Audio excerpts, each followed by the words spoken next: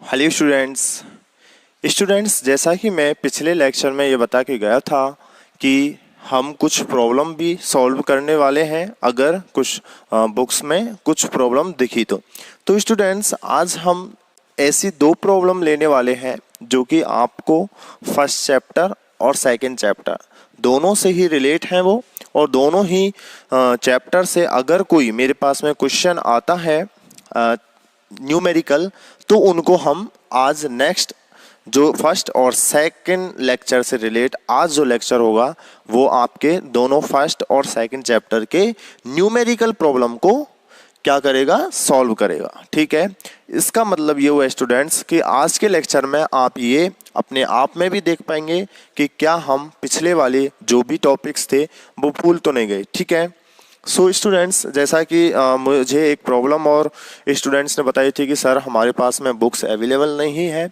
तो मैंने आपको बुक्स के दोनों चैप्टर फर्स्ट और सेकंड की पीडीएफ भी प्रोवाइड करवा दी थी। तो वहाँ से आप स्टूडेंट्स सबसे पहले क्वेश्चन नंबर 6 को देखिए। क्वेश्चन नंबर 6 क्या कहता है, show graphically the convex set on the x y plane defined by the inequalities, यानी कि निम्न असमीकाओं से निर्धारित अवमुख समुच्च लेखा चित्र द्वारा द्विबिंब एक्स वाई समतल में प्रदर्शित कीजिए। क्वेश्चन नंबर 6 क्या कहता है स्टूडेंट्स, क्वेश्चन नंबर 6 में आपको कुछ इनइक्वालिटीज दी गई हैं, असमीकाएं दी गई हैं, और वो क्या है, x प्लस के 2y is less than equal to 10, x minus y is less than equal to 2, x plus y. Students यहाँ पे ये माइनस की गड़बड़ी है, x plus y is less than equal to 6 कर लीजिएगा उसको, और x minus two y is less than equal to 1 and x और y greater than equal to 0। ये इनइक्वालिटीज दी गई हैं कितनी, 1 2 3 4 5 और 6। ठीक है, अब यहां से हमें ग्राफिकली अर्थात आलेखी विधि से हमें इसका आलेख खींचना है, और आलेख खींच के हमें ये देखना है कि जो भी आपका फिजिबल रीजन होता है, सुसंगत क्षेत्र होगा, वो हमें कैसा दिखेगा, क्या वो एक अवमुख समुच्च के रूप में होगा। तो देखिए स्टूडेंट, सबसे पहले हम क्या करते हैं, समीकरण 1 से, आलेखी विधि में समीकरण 1 से क्या करते हैं, सबसे पहले हर एक समीकरण से हम पॉइंट फाइंड आउट करते हैं। तो समीकरण 1 से x plus 2y equal to 10, तो यहाँ से पॉइंट कौन कौन से मिलते हैं, देखिए स्टूडेंट, जब x की वैल्यू 0 रखी तो y के लिए वैल्यू 5 हो जाएगी, क्योंकि ये 2y है तो y बराबर 10/2 यानी 5, और अगर y की वैल्यू 0 रखी तो x की वैल्यू 10, यानी कि इस समीकरण से हमें ये पॉइंट मिल गए, है ना। समीकरण 1 से ये बिंदु मिल जाते हैं। अब समीकरण 2 से, ये कौन सा चैप्टर है अपना, first chapter, is equals to 2, so x की वैल्यू 0 पर y की वैल्यू कितनी हो जाएगी, माइनस वाई इक्वल टू 2, तो y equal to -2, and y की वैल्यू 0 पे x की वैल्यू 2, यहां से ये दोनों पॉइंट मिल गए। समीकरण 3 से x प्लस के y इक्वल टू 6, यानी कि यहां से जब x की वैल्यू 0 है तो y की वैल्यू 6, y की वैल्यू 0 है तो x की वैल्यू 6। इसी प्रकार समीकरण 4 से x minus 2y equal to 1, so x की वैल्यू 0 पर y की वैल्यू कितनी हो जाएगी, -12, क्योंकि 2 minus 2y equal to 1, so y की वैल्यू -1/2। ठीक है, और जब y की वैल्यू 0 तो x की वैल्यू 1। अब समीकरण 5 क्या कहता है, x बराबर 0 और y बराबर 0। ठीक है, सो अब ग्राफिकल विधि देखिए, x y minus y and minus x। ठीक है, 0,5 यानी कि कौन सी एक्सेस पे होगा, where x coordinate is 0, y coordinate is 5 यानी कि इस डायरेक्शन में, तो मैंने मान लिया ये 0,5 एंड 10,0 यानी कि y coordinate 0, x coordinate 10, this is 10,0। तो ये मुझे मिल गई लाइन फर्स्ट। ठीक है, अब यहां से देखिए x coordinate 0, y coordinate -2, y coordinate -2, y coordinate -2 इधर ही होगा। जब मैंने ये 5 लिया है यानी कि इतना 2.5 यानी कि सम यहाँ पे लिख लीजिए 0,-2 एंड 2,0 यहाँ पे, यानी कि एक लाइन मुझे ये मिल गई। ठीक है, 0,6 and 6,0, x coordinate 0, y 6, 0,6, y coordinate 0, x 6, 2, 4, 6, 6,0। सो एक लाइन मुझे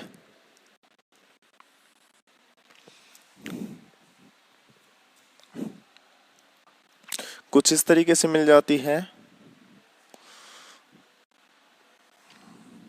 ठीक है, एंड फाइनल 0, -½ ये 1 हो जाता है माइनस के, क्योंकि y कोऑर्डिनेट -½ है तो ये -½ 0, -½ एंड 1,0, 2 एंड दिस इज 1, 1,0 यानी कि यहां से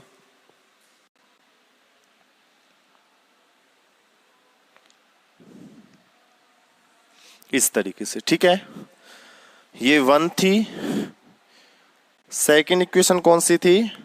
-2, 2 यानी ये सेकंड, और थर्ड इज ये थर्ड, फोर्थ ये फोर्थ। ठीक है, अब देखिए this is less than equals to 10, less than equals to 10 यानी कि this line is less than equals to 10, this line is less than equals to 2। कौन सी लाइन है? सेकंड। सेकंड लाइन कहां है? ये रही, less than equals to 2। Less than किधर है? इस लाइन के लिए अगर मैं बात करना चाहूं, कौन सी लाइन है ये? Second line. ठीक है, तो यहां से मुझे क्या मिल जाएगा? ये मिल गया।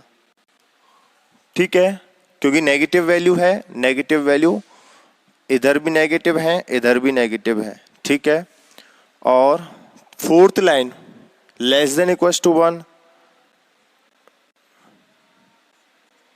ठीक है, and y is greater than equals to 0, x is greater than equals to 0, और कौन सी लाइन रही गई? Third is less than equals to 6, यानी कि मुझे ये पूरा क्षेत्र मिल जाता है। और ये पूरा क्षेत्र कैसा होगा? एक अवमुख समुच्च होगा, क्योंकि देखिए अगर इस क्षेत्र में मैं कोई भी बिंदु ड्रॉ करता हूं तो क्या उन दोनों बिंदुओं से जाने वाला रेखाखंड पूर्णतः इसी में होगा? कहीं पे भी दो बिंदु लिख लीजिए, जैसे कि मैंने सपोज एक बिंदु ये ले लिया, एक बिंदु ये, पूरा इसी में ही है, ये पूरा इसी में ही है। कहीं पे भी जैसे कि ये और ये इसी में ही है। इसका मतलब ये एक अवमुख समुच्चय है जिसके पॉइंट कौन कौन से होंगे? सुसंगत हल कौन कौन से होंगे? एक तो होगा ये 0, 0, एक 1,0, एक जो यहां से मुझे इन दोनों के इंटरसेक्शन पॉइंट, इन दोनों का इंटरसेक्शन पॉइंट, इन दोनों का इंटरसेक्शन पॉइंट, और एक ये, यानी कि 1, 2, 3, 4, 5, 6 पॉइंट ऐसे होंगे जो इसके सुसंगत हल होंगे। इसको स्टूडेंट्स अगर आप निकालना चाहो तो निकाल लीजिएगा इन पॉइंट्स को, अदरवाइज इन्होंने सिर्फ एक अवमुख समुच्चय की बात की है जो कि हमें कुछ इस तरीके से दिख जाता है। ठीक है, चलिए नेक्स्ट क्वेश्चन बात करते हैं। देखिए एक क्वेश्चन नंबर 6 और जो अगला क्वेश्चन है वो एग्जाम के पॉइंट ऑफ व्यू से इंपॉर्टेंट क्वेश्चन है, सो आप देखिएगा। क्वेश्चन नंबर 6 कंप्लीट है। क्वेश्चन नंबर 8, क्वेश्चन नंबर 8 क्या कहता है? ये भी एग्जाम की पॉइंट दृष्टि से क्या है? इंपॉर्टेंट है। सो स्टूडेंट्स क्वेश्चन नंबर 8 देखिएगा। क्वेश्चन नंबर 8 क्या कहता है कि निम्न समीकरणों के सभी बेसिक फिजिबल सॉल्यूशन ज्ञात कीजिए। आधारित सुसंगत हल ज्ञात करने हैं। आपको दो समीकरण दिए गए हैं 2x1 plus 6x2 plus 2x3 plus x4 2x3 plus k x4 is equal to third and 6x1 plus 4x2 6x1 plus k 4x2 plus 4x3 plus 6x4 4x3 plus k 6x4 is equal to 2। So students ये हमारे पास में दो समीकरण दिए गए हैं, तो इनके मुझे आधारित सुसंगत हल ज्ञात करने हैं। सो आधारित सुसंगत हल अगर मुझे ज्ञात करने हैं तो सबसे पहले स्टूडेंट्स ये बताइए कि इस समीकरण निकाय के अधिकतम आधारी हलों की संख्या क्या होगी। तो देखिए अधिकतम आधारी हलों की संख्या क्या होती है NCM, where N is number of variables चरों की संख्या और M समीकरणों की संख्या। तो चरों की संख्या कितनी है 1 2 3 4, समीकरणों की संख्या कितनी है 1 और 2। तो यहां पे सबसे पहले अधिकतम आधारी हल, अधिकतम आधारी हल कितने होंगे 4C2 यानी कि 4 factorial upon 2 factorial into 2 factorial is equals to 4 3 upon 2 factorial into 2 factorial यानी कि 6। अधिकतम आधारी हलों की संख्या कितनी होगी 6 होती है। अब स्टूडेंट्स हमें आधारी हल अगर ज्ञात करने हैं तो जैसा कि हमने ये प्रोसीजर भी पढ़ा है कि आधारी हल किस तरीके से फाइंड आउट करते हैं, तो उसके लिए सबसे पहले हम n माइनस के m चरों को क्या रखते हैं शून्य रखते हैं। आधारी हल ज्ञात करने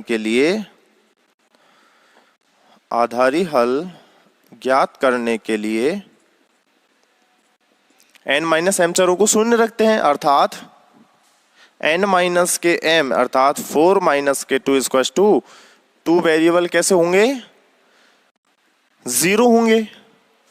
तो अब देखिए मैं 2 या फिर 3 आधारी हल निकाल के बताऊंगा, बाकी के आधारी हल स्टूडेंट्स आपको निकालने हैं। तो चलिए सिर्फ इन दो क्वेश्चन को करने का एक ही उद्देश्य था कि फर्स्ट क्वेश्चन आपको फर्स्ट जो चैप्टर था उससे रिलेट जो भी न्यूमेरिकल प्रॉब्लम आती है उसको सॉल्व करवा के गया था, और ये जो सेकंड क्वेश्चन है ये आपको सेकंड चैप्टर से रिलेट जो भी न्यूमेरिकल प्रॉब्लम आएगी उसको सॉल्व करवाता है। ठीक है, तो इसमें अधिकतम आधारी हल 6 होंगे, जिनमें से मैं आपको 2 या फिर 3 जितने भी होंगे करवा दूंगा, बाकी के जो भी 3 बचते हैं उनको आप खुद से करोगे। सो प्रथम आधारी हल, एक बार फिर से ये चीज देख लीजिए। प्रथम आधारी हल के लिए स्टूडेंट्स मैंने मान लिया आधारी चर x1 x2 क्या है आधारी चर हैं, माना x1 x2 आधारी चर हैं। तब क्या ज्ञात करते हैं सबसे पहले x1 और x1 व x2 के संगत क्या ज्ञात करते हैं गुणांक matrix B1 is equal to x1 और x2 से रिलेटेड 2 6 6 4 2 6 6 4। अब इसका क्या करते हैं डिटर्मिनेंट फाइंड आउट करते हैं। So determinant of V1 is equal to 4 दूनी 8 माइनस 6 को 36, इसका मतलब ये हुआ minus k 28 which is not equal to 0। यही मुझे चाहिए था, अर्थात आधारी हल प्राप्त होता है। आधारी हल अर्थात आधारी हल प्राप्त होता है, क्योंकि ये डिटर्मिनेंट अगर 0 आ जाता तो मैं कहता कि आधारी हल नहीं मिलता है, लेकिन डिटर्मिनेंट नॉन 0 आया, इसका मतलब आधारी हल प्राप्त होगा। आधारी हल प्राप्त होगा।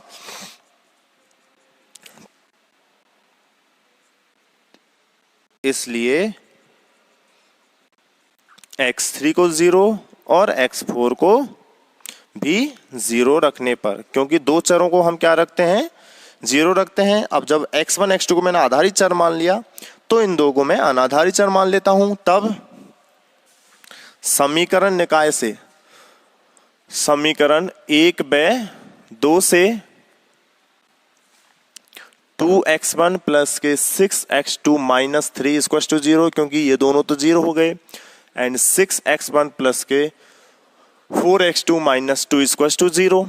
तो यहां से x1 की वैल्यू, x2 की वैल्यू और 1।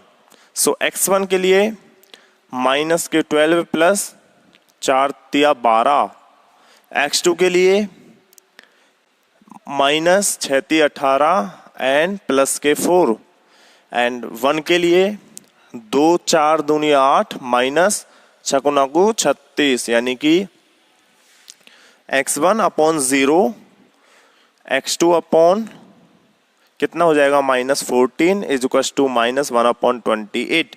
सो x1 अपॉन 0 बराबर -1/28। दिस इंप्लाइज दैट x1 बराबर 0 and x2 upon -14 is equal to -1/28। So this implies that x2 बराबर 1/2। इसका मतलब प्रथम आधारी हल मुझे क्या मिल जाएगा, x1 की वैल्यू 0, x2 की वैल्यू हाफ और x3 x4 की वैल्यू 0। तो ये मुझे मिल गया प्रथम आधारी हल। ठीक है, इसी प्रकार अब हम क्या करते हैं, सो इसी प्रकार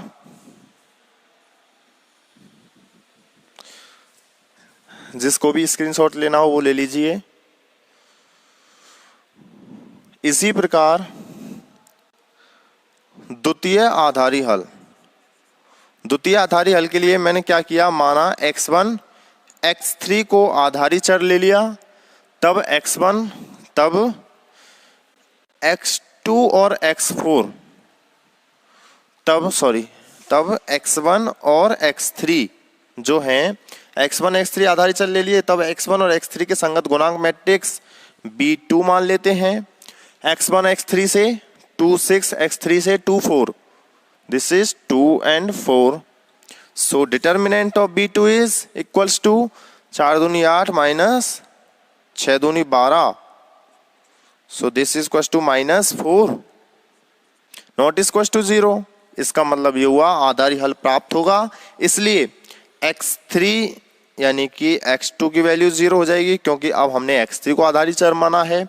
तो x2 x4 0 रखने पर तो मुझे यहाँ क्या समीकरण मिलते हैं, 1 और 2 से x2 x4 0 रख दिए तो 2x3 and 4x3 -2 equals to 0। ठीक है, सो x1 and x3, x1 this, x3 is minus k 4, x3 is 6 18 and plus के 4, एंड दिस अगेन ये कितना हो जाएगा, इसके लिए 4 दूनी 8 एंड 6 दूनी 12, 4 दूनी 8 माइनस 12। ठीक है, 4 दूनी 8 माइनस 6 दूनी 12। So this is equals to minus k 4। ठीक है, ये 14 एंड दिस इज माइनस के ये कितना हो जाएगा 4 एंड x1 की value 0 and this is x3 minus k 14 is equal to -1/4 and this is, देखिए ये कितना हो जाएगा x3 इज इक्वल टू 14/4, यानी कि 2 7 14 एंड 2 दूनी 4, 7/2, यानी दिस इज x3 इज 7/2। ठीक है, तो मुझे ये वैल्यू मिल जाती है, x1 की वैल्यू 0, x2 की हमने 0 मान ही ली और x3 की वैल्यू 7/2। एक बार फिर से देख लीजिए, -2 and x3 is 6 18 minus plus के 2 दूनी 4 एंड 1/4 दूनी 8 एंड 6 दूनी 12, 4 दूनी 8 6 दूनी 12 minus k 4। So minus k 4 and this is -14, 0 -1/4 x1 0 and -14 और -4 7/2। तो ये मुझे सेकंड आधारी हल मिल जाता है। तो इस तरीके से स्टूडेंट्स आप क्या करोगे, क्या करना है अब आपको, 2 आधारी हल में निकलवा चुका हूं। जो बाकी के 4 आधारी हल हैं उसके लिए देखिए हमने x1 और x2 को आधारी चर ले लिया first time, second time x1 और x3 को आधारी चर ले लिया। अब क्या करोगे, x1 x4 को आधारी चर लेना। पहले x1 के साथ कर लीजिए वो सारा काम, x1 को x2 के साथ ले लिया, x1 को x3 के साथ ले लिया, अब x1 को x4 के साथ लोगे। अब x1 खत्म तो अब आ जाता है x2 को x3 के साथ में, ये आधारी चर मानने हैं आपको, आधारी चर। x2 को x3 के साथ में, फिर x2 को x4 के साथ में, अब x2 खत्म। अब x3 को आगे x4 के साथ में, ठीक है, x3 भी खत्म। अब x4 को अगर आप x1 के साथ में लोगे तो x4 को x1 के साथ में ये अगेन रिपीट हो जाता है। इसका मतलब यहीं तक आपको ये करने हैं, x1 को x2 के साथ, x1 को x3 के साथ, x1 को x4 के साथ, x1 फिनिश।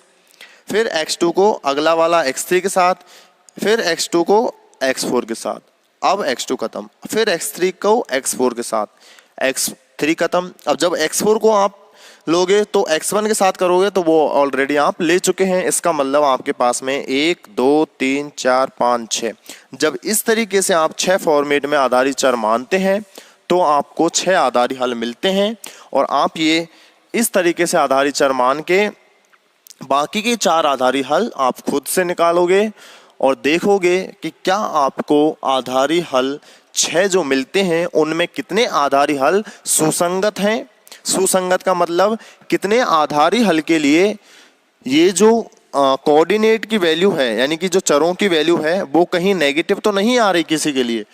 जिन सॉल्यूशंस के लिए, इन 6 में से जिन भी सॉल्यूशंस के लिए अगर एक भी कोऑर्डिनेट नेगेटिव आ रहा होगा तो वो सुसंगत हल नहीं होगा, जैसा कि हम पहले पढ़ चुके हैं। और केवल सुसंगत हल कौन सा हुआ, जिनके लिए ये सारी वैल्यूज पॉजिटिव होंगी। ठीक है स्टूडेंट्स, बाकी हम नेक्स्ट लेक्चर में 3rd चैप्टर के साथ मिलेंगे, सिंप्लेक्स मेथड के साथ मिलेंगे।